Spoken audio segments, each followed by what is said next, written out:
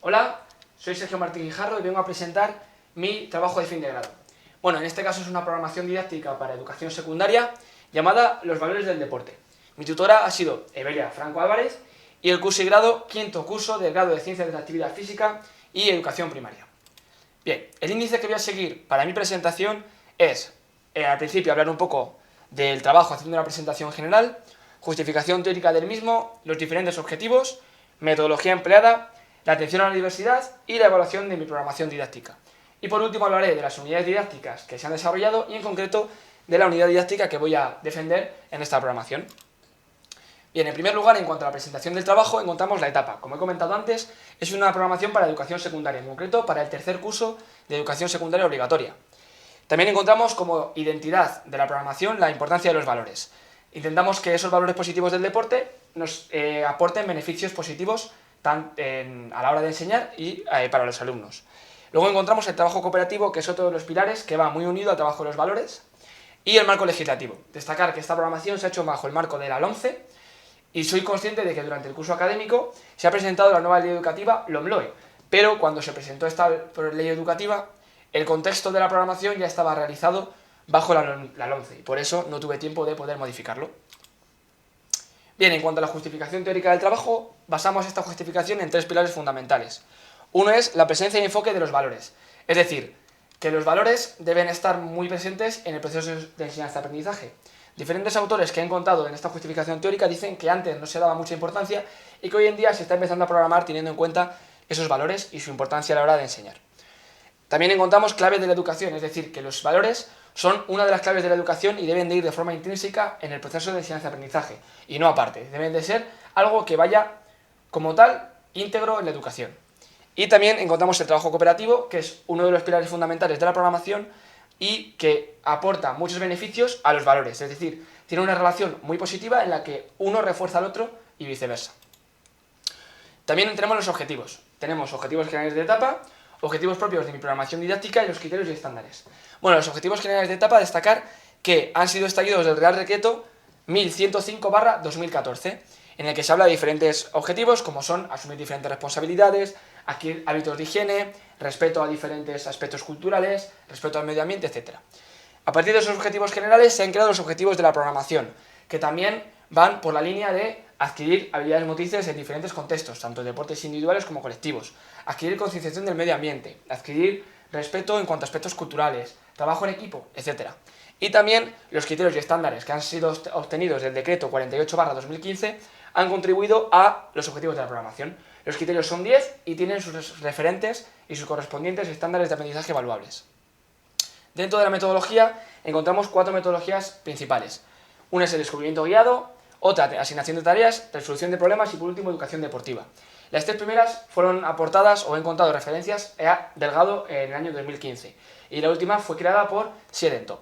En cuanto al descubrimiento guiado, hace referencia a que el profesor es el guía del aprendizaje y hace diferentes preguntas y propone retos y va ayudando a los alumnos para que encuentren la solución, pero tiene un papel de guía y no de solucionador o asignador de tareas.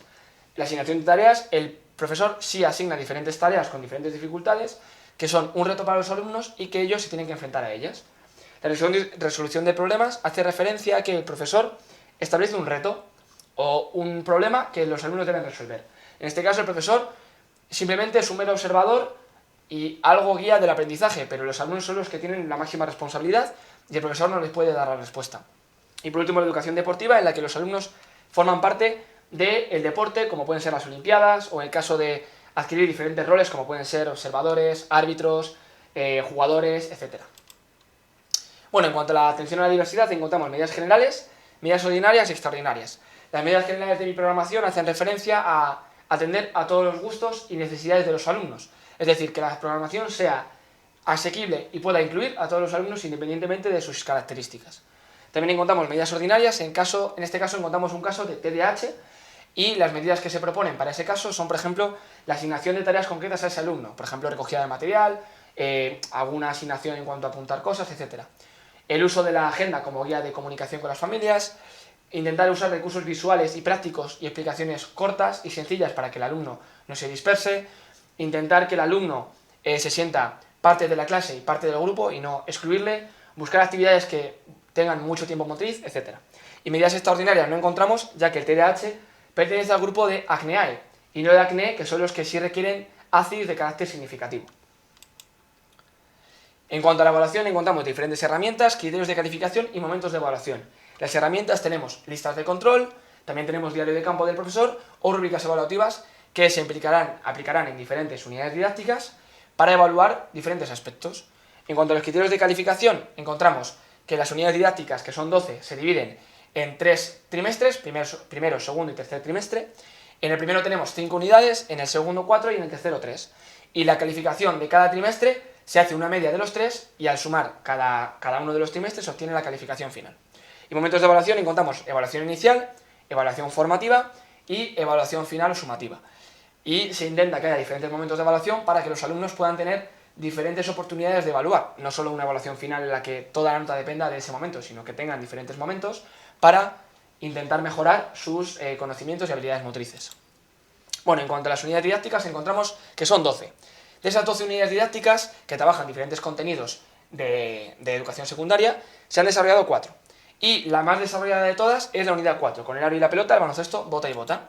Aquí tenemos un cuadro en el que se ven todas las unidades didácticas, encontramos las 12 y las 4 que se han desarrollado son la unidad didáctica 4, como ya he mencionado antes, la unidad didáctica 6, el deporte de la pluma, el bádminton, en el que se trabaja el contenido del bádminton, la unidad didáctica 9, saltando por el atletismo, donde se trabajan el atletismo en concreto, salto de vallas y salto Fosbury, y la unidad didáctica 10, los deportes desconocidos, donde se trabajan deportes alternativos como son el kickball, el callball o el deporte del ultimate. Aquí encontramos los diferentes contenidos que se han trabajado en cada unidad, las sesiones que han sido asignadas a cada unidad y las fechas en las que son desarrolladas. Aquí vemos primer trimestre, segundo trimestre y tercer trimestre. Y aquí podéis ver todas las unidades con la diferente información. Bien, en cuanto a la unidad 4, encontramos diferentes actividades que lo que buscan es hacer una progresión metodológica y de habilidades motrices. Empezamos con aspectos fáciles como pueden ser el bote o el pase y luego vamos metiendo aspectos del baloncesto más complejos como son el pase o el tema de las situaciones de ataque-defensa, situaciones más complejas como pueden ser el tiro o la entrada a canasta y por último situaciones de partido. También buscamos que las actividades sean cooperativas, es decir, que se hagan retos en los que toda la clase participe, como pueden ser el reto de los tiros libres, actividades que fomenten los valores, como pueden ser los diferentes partidos de valores, o actividades en las que tienen que identificar y clasificar diferentes valores positivos del deporte, y siempre se busca que el baloncesto sea algo en lo que todos los alumnos puedan participar, no sea algo complicado o algo en lo que solo unos pocos alumnos tengan una gran habilidad motriz. Este tipo de actividades va ligada a la metodología. Encontramos una metodología que busca que los alumnos puedan participar en diferentes agrupaciones. Por ejemplo, la asignación de tareas, donde se hacen diferentes retos o diferentes tareas para que los alumnos puedan alcanzar. Resolución de problemas, donde se proponen retos y toda la clase debe de participar de forma conjunta o en equipos, haciendo diferentes estrategias o decisiones para conseguir lograr ese reto que se ha propuesto o ese problema, conseguir su objetivo. O también encontramos, por ejemplo, el descubrimiento guiado, donde el profesor intenta guiar a los alumnos para llegar al objetivo de la actividad en concreto. Y por último, la evaluación. Encontramos diferentes métodos de evaluación y momentos de evaluación. Encontramos una evaluación inicial, por ejemplo, que se hace con un Kahoot, donde los alumnos pueden comprobar el nivel que tienen tanto de reglamento o de táctica relacionado con el deporte. Ese mismo Kahoot se repetirá al final de la unidad didáctica para ver el nivel que han obtenido.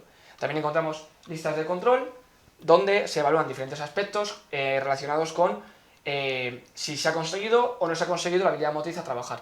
Y también encontramos rúbricas evaluativas que son más detalladas para intentar evaluar diferentes aspectos como puede ser el tiro, la entrada a canasta o diferentes aspectos de técnica y táctica.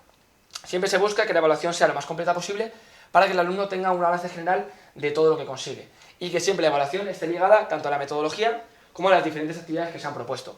De hecho, encontramos diferentes actividades en diferentes sesiones que son evaluables. No solo encontramos unas actividades al principio y al final, sino que a lo mejor en la sesión número 5 o la sesión número 6 encontramos actividades que son evaluables y permiten que el alumno vaya progresando y pueda medir su progreso motriz a lo largo de la unidad didáctica.